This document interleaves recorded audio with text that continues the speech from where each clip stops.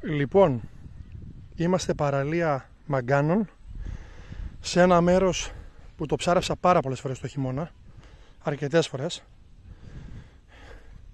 και που διαβεβαιώνω κάθε φίλο που βλέπει το βίντεο ότι το μέρος είχε μεν σκουπίδια και όσα μπορούσα τα καθάριζα εδώ και με κάποιους φίλους ακόμα, αλλά αυτό το χάλι εδώ πέρα έγινε τώρα.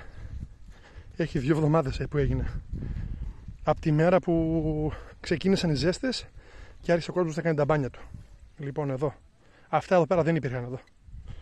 Εδώ δείτε εδώ.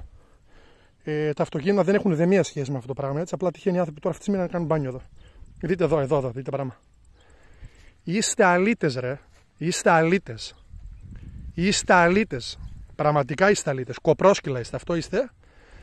Και δεν με νοιάζει ό,τι και αν βγει το βίντεο και ό,τι και αν με πούνε. Είστε αλήτες. Είστε μόνο για το σπίτι σας. Δεν είστε για να βγείτε έξω από το σπίτι σας. Είστε αλήτες. Ρεμάλια είστε. Αυτό είστε. Μέσα στα σπίτια σας γρήγορα.